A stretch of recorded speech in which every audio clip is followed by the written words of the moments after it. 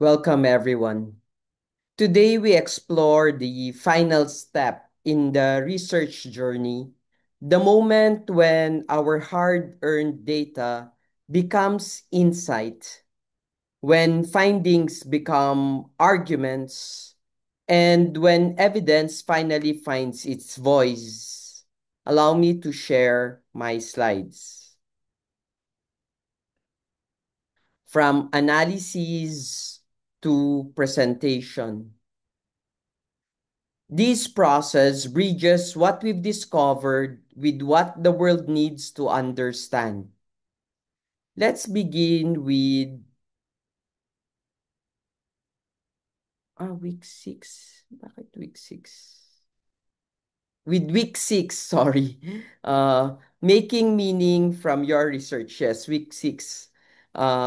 Each research project has three essential phases: analyzing the data, interpreting what those findings mean, and presenting them with clarity and impact.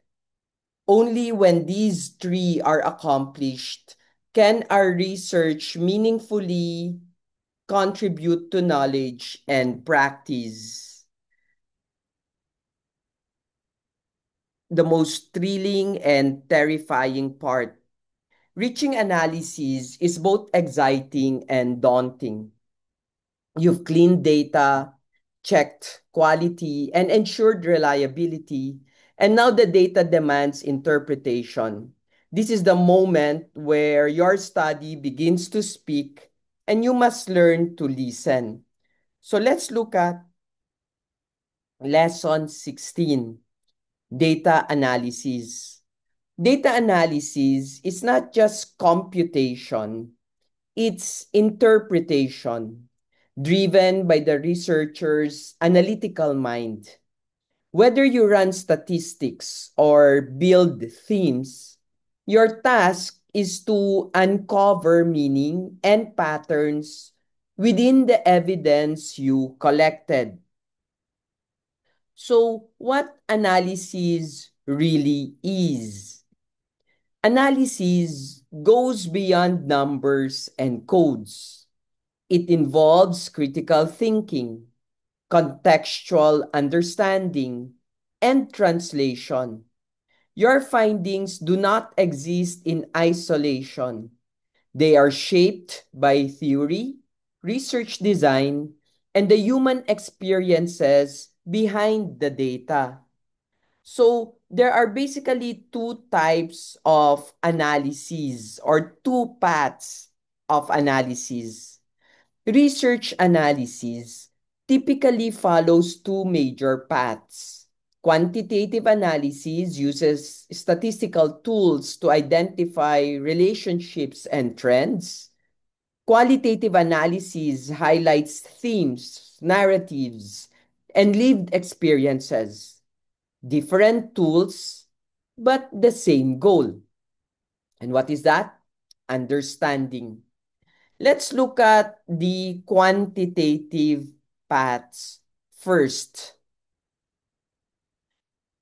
Quantitative research progresses from describing what exists to inferring patterns that likely extend beyond your sample. It transforms numbers into predictions and evidence strong enough to guide decision making. Now, when we start talking about the quantitative role, we also need to understand that there are two levels of quantitative analysis: descriptive versus inferential statistics.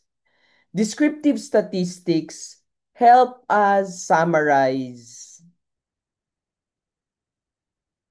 They refer to means, frequencies, contributions, distributions. Inferential statistics, on the other hand, allows us to test hypotheses. It asks, do these differences matter? And explore whether a pattern is generalizable. Both are essential layers of understanding.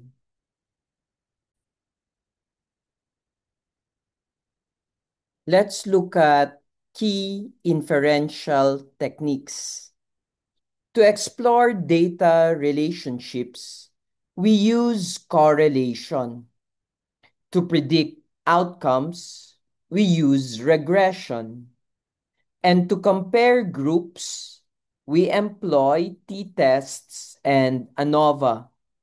These tests help reveal whether differences or associations are meaningful, or what we normally say are significant and not random. But we also need to think of these beyond what we call the p-value. Statistical significance alone is not enough. A tiny difference may be significant in numbers, but irrelevant in real-world application. We must judge effect size and practical value because our responsibility is not just proving something exists, but that it matters. And there you see the value and the beauty of the quantitative path. Now let's look at the qualitative path. Qualitative analysis moves upward from concrete stories to abstract insights. It is human-centered, or it's a human-centered exploration, making visible the emotions, values, and contradictions hidden within experience. Here we see climbing the ladder of abstraction. Raw words in the qualitative worldview becomes code. Code evolve into categories. Categories reveal themes. The core truths that directly answer the research question. This ladder elevates individual experiences into broader understanding, and therefore something that we need to pay attention to also. Now, what makes a strong theme in this sense? A theme isn't just a common topic. Uh, it is a meaningful pattern that advances knowledge grounded in repeated evidence, contextual alignment with theory, and genuine significance to the phenomenon. A good example is teacher burnout.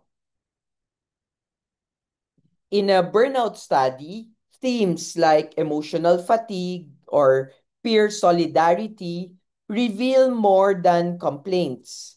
They uncover how teachers survive and sustain commitment in demanding environments. Themes are findings. Your contribution to understanding, therefore, is alive and lives. Now, based on this one,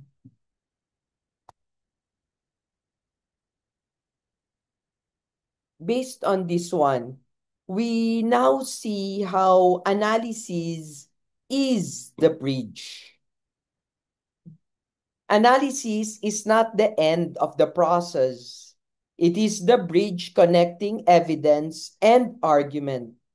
The insight that emerges becomes the foundation for interpretation.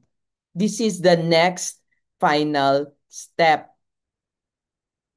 So, we now need to look at what happens when we basically analyze data, right? What happens when we pay attention at what is going on? No. Before we move forward, we go first to the Canvas task. Yes. So before we interpret or communicate findings, we need a clear plan for how analysis will be done. This task asks us to specify our research design, describe how we will analyze data, and even identify uh, a clear plan how analysis will be done. So this task asks us to specify our research design, describe how we will analyze data, and identify the core analytic tools we will use, such as regression or thematic coding. This is our roadmap for transforming raw evidence into meaningful conclusions.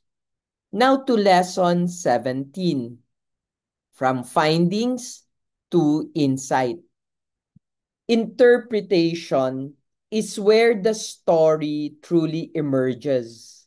Data may reveal patterns, but those patterns remain silent without a researcher to articulate their significance. Interpretation is how we breathe insight into findings, connecting them back to theory, context, and lived experience. It is the moment where data transitions into scholarship.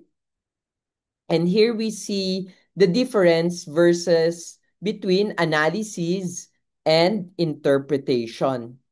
Think of analysis as drawing the map, organizing what we found, and showing where key landmarks lie. Interpretation is the journey, discovering what those landmarks mean, why they exist, and how they relate to the world around them.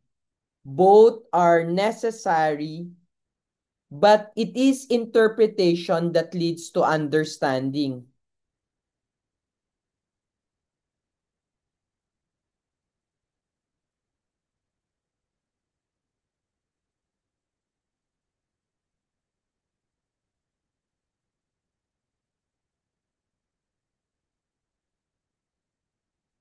So let's look at the bridge from data to theory.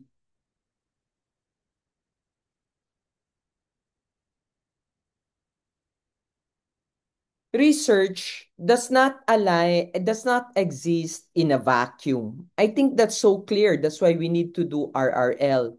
Interpretation connects specific findings to the broader scholarly conversation. We ask, how do our results confirm or challenge existing theories? What new perspectives do they offer?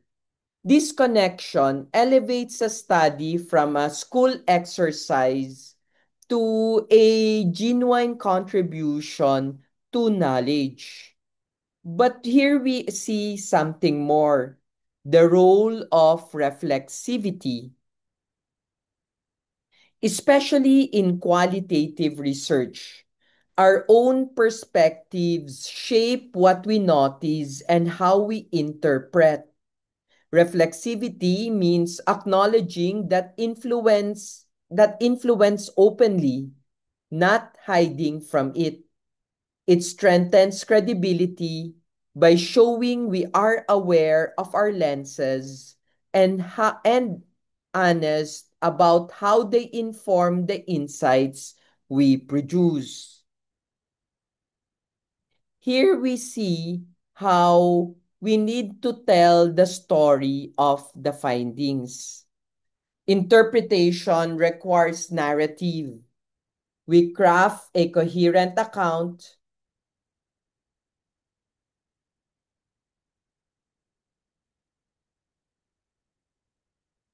that walks the reader from evidence to meaning.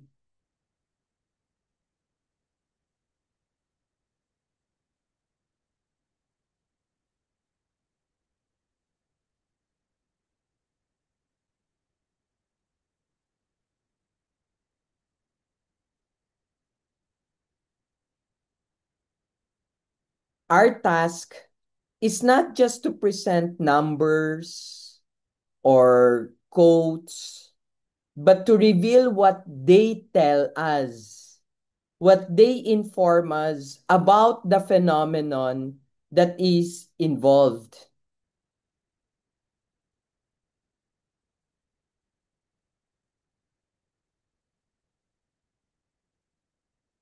We become not just researchers then, but storytellers of knowledge. Storytellers of knowledge.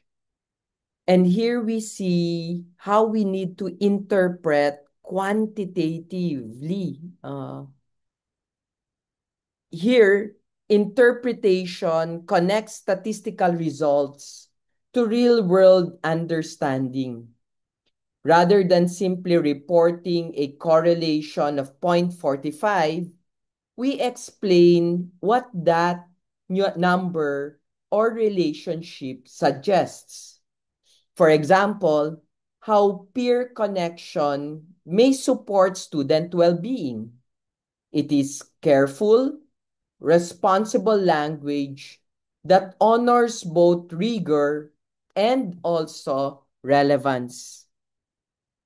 Here we see also the type of qualitative interpretation that is expected of us. In qualitative interpretation, we reveal the deeper meaning behind recurring stories and emotions. Students may describe isolation despite opportunities for connection, suggesting that belonging is not about logistics, but internal experience. These insights speak to the heart of human behavior and therefore something we need to pay attention to.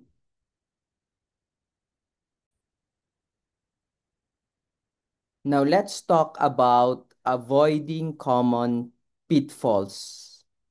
Strong interpretation is courageous but disciplined. We must resist the temptation to claim more than our data can support. We must let contradictions speak, avoid cherry picking, and embrace complexity.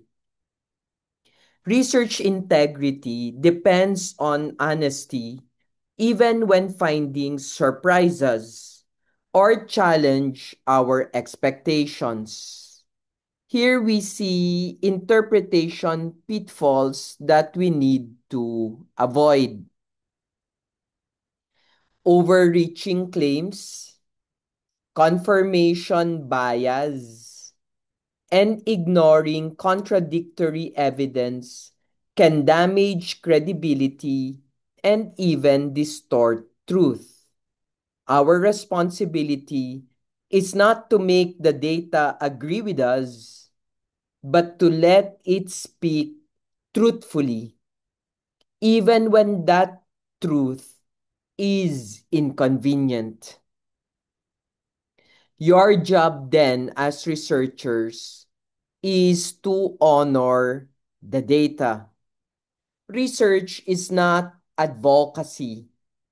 We enter with questions, perhaps with hopes, but we must follow the evidence wherever it leads. What separates scholarship from opinion is our willingness to accept unexpected answers with humility. Here we see the moment of transformation. Here is where everything comes together. The arts of reading, designing, collecting, and analyzing all crystallized into contribution.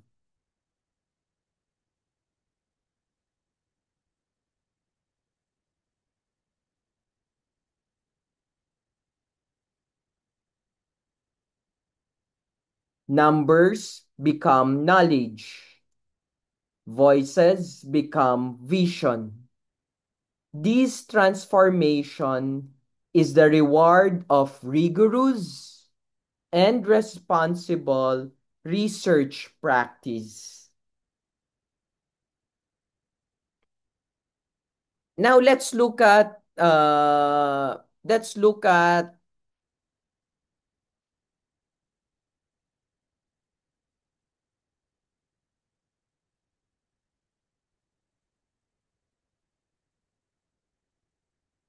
your Canvas task.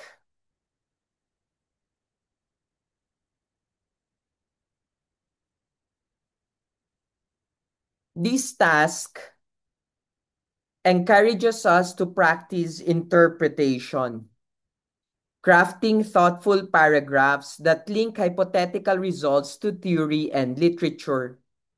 We must use careful language like suggests or may indicate while avoiding claims the evidence cannot support, and therefore something we need to pay attention to.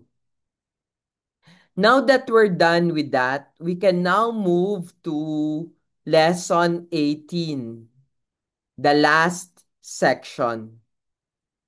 Now that your findings have meaning, it's time to communicate them.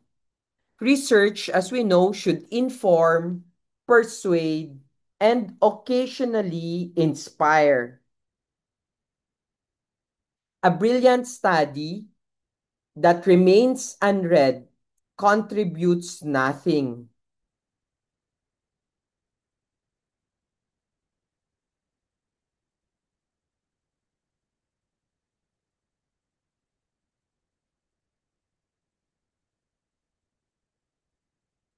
Okay? Uh, your role now is to bring your insights into the world where they can spark curiosity, influence decisions, and deepen understanding.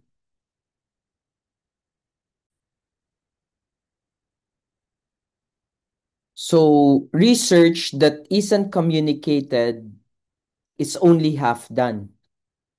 Knowledge grows when we share it.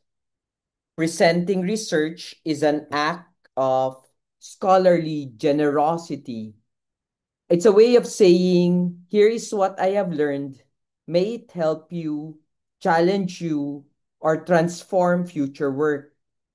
Communication is how scholarship becomes contribution. Here we see the anatomy of a research report. Strong research writing follows a structure that guides readers through your study step by step. It creates transparency, improves credibility, and allows others to evaluate the quality of your design and claims. Structure supports clarity, and clarity fuels impact. There are technically six essential sections in a research work. Every complete paper contains six core elements: an introduction that establishes the purpose, a literature review that defines the conversation, a methodology that enables replication, results that reveal evidence, a discussion that explores meaning, and a conclusion that highlights contribution. Together, these elements form the architecture of scholarly communication. Let's begin with introduction, which is setting the stage.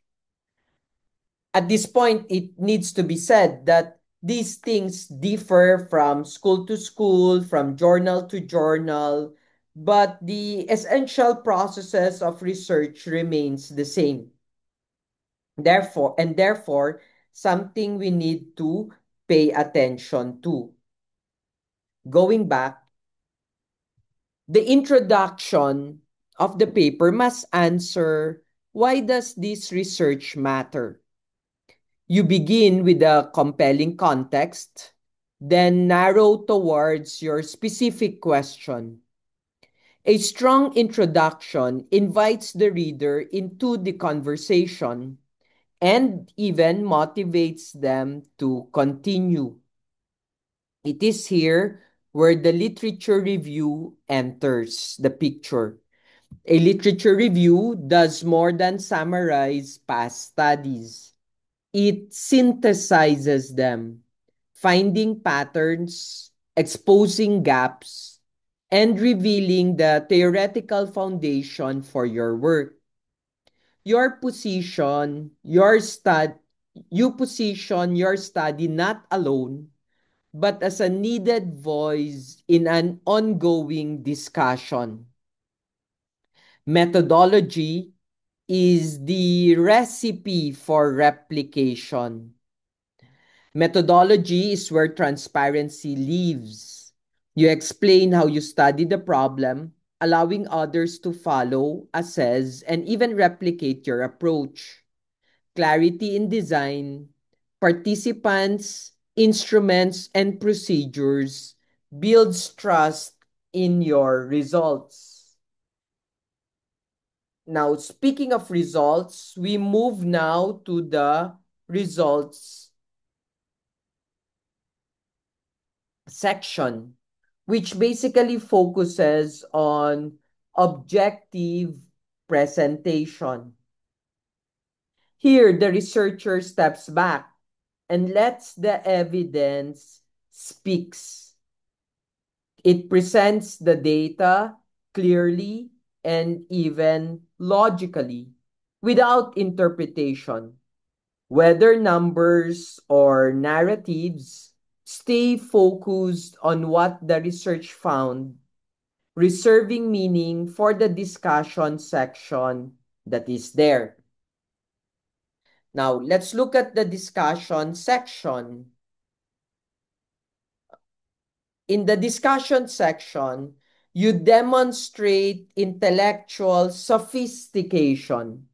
You interpret the findings, connect them to theory, acknowledge limitations, and propose implications for practice or future inquiry. At this stage, you transform evidence into knowledge that matters. Knowledge that matters.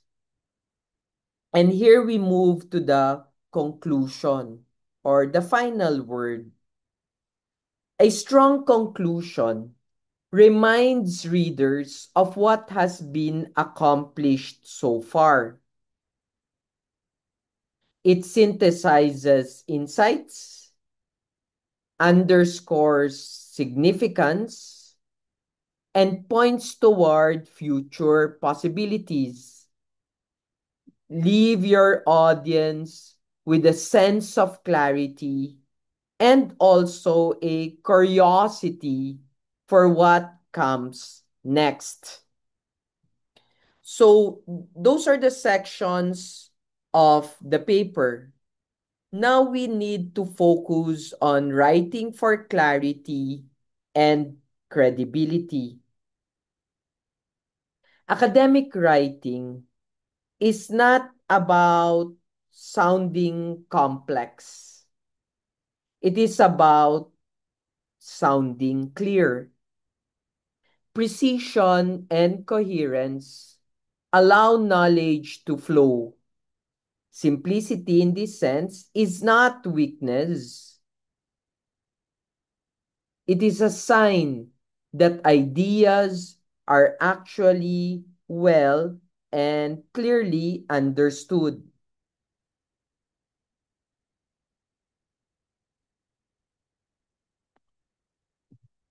Now let's look at some principles for effective writing. Be precise. Be logical. Use consistent tense. Past tense if past tense, present tense if present tense. And choose language that is accessible without sacrificing rigor. Every sentence should serve your reader, guiding them through your reasoning with confidence and with ease. Here we see the art of citation. Citations show respect for the thinkers who came before you. They prove you have listened to the scholarly world and that your work stands with that lineage. When in doubt, cite. Credibility grows with transparency. But a research paper also sometimes needs visualization. Effective visuals do more than decorate. They clarify. Well-designed charts, tables, quotes, and models help audiences see art patterns instantly. A good visual turns complexity into insight. Here we see effective data visualization. Choose formats that highlight your message. Line graphs for trends, bar charts for group comparisons, scatter plots for relationships. Prioritize clarity, readable labels, clean layouts, and visual focus on what truly matters. On matters of quantitative researches, report precise values when needed. Avoid visual distortion or include effect sizes or error bars whenever relevant. Integrity extends to graphics. Your visuals must represent data truthfully and even responsibly. Now let's look at qualitative visualization approaches. Qualitative data lives through themes, models, and voices.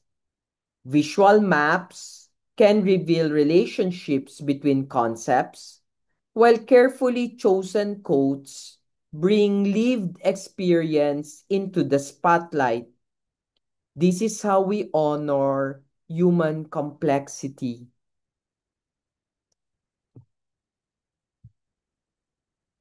And something we need to pay attention to. Now, the ethics behind it. Presenting research is not just a scholarly act, it's a moral one.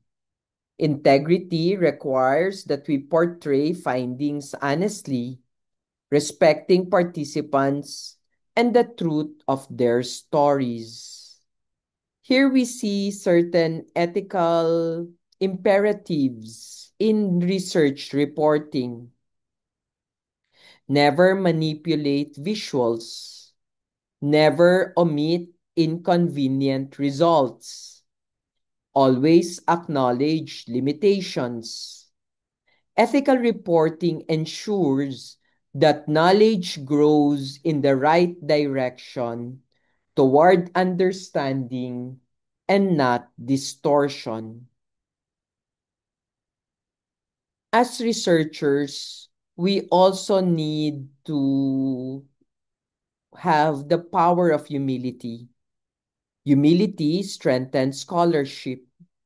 It recognizes what we do or what we do not know, and it invites others to build upon our work. Intellectual honesty is not a weakness here, but the foundation of trust. There are also concerns about common limitations. All studies, whether we like it or not, have restraints or constraints. Small samples, specific contexts, resource limits. Naming these openly allows readers to interpret your findings responsibly and also encourages future refinement. But before all these, you need to understand that writing your report is your first contribution ever. Writing is not the end of research. It is the beginning of impact. Each sentence becomes a bridge between your effort and the understanding of others. This is where your work enters the world of ideas. Now let's look at your Canvas task. This assignment pulls together everything you've built so far: questions, methods, analysis, interpretation, into a cohesive scholarly report that demonstrates your skill as a developing researcher. Of course, it says here 3 to 4 pages, but that's not actually true. You actually need to write about 15 to 20 pages for this cohesive report. Yes, 15 to 20 pages.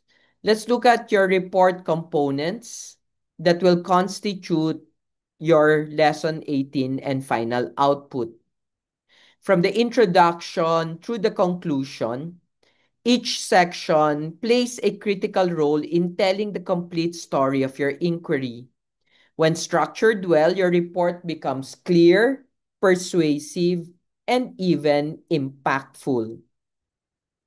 Now, let's wrap up what we've been through for the past 6 weeks. Over 6 weeks, actually more, 7, you have grown from a learner into a researcher in progress. Someone who questions thoughtfully, analyzes rigorously, and communicates with integrity. This journey marks not an end, but a beginning. What have you accomplished so far? You've mastered foundational research skills, reading critically, conceptualizing variables, collecting quality data, making meaning from evidence. And these achievements form the backbone of scholarly practice. What are the skills you have developed? You now wield the tools of academic inquiry, critical reading, methodological awareness, analytical reasoning, and clear writing. These abilities extend far beyond this course because they are lifelong assets you can hold to. Remember, you are no longer just a student. You are now a contributor to knowledge and a researcher whose curiosity, rigor, and integrity will shape future understanding. Own that identity. You have earned it. So always carry that researcher mindset. And what is that researcher mindset? Researchers are curious, humble, and persistent. They question assumptions, confront limitations, and pursue truth with discipline. These qualities distinguish scholarly inquiry from casual opinion. Continue nurturing them.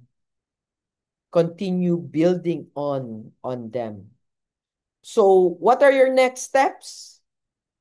Keep reading, keep questioning, seek mentors and collaborators. Research thrives in community, in conversations that challenge and strengthen ideas. Growth continues with practice. To end, research is more than methods. It is a way of engaging with the world. It equips you to think critically, reason ethically, and contribute to human understanding. Where you go from here is your story to write. And lastly, no, lastly, your journey as a researcher continues. The world needs thinkers who combine evidence with integrity and curiosity with purpose. Thank you for your commitment and your courage. You are now ready for the road ahead. Thank you very much for all these 18 lessons. And I hope that you were able to understand partially the research process. No one understand it in a single course. Keep on moving forward. Have a nice day, everyone.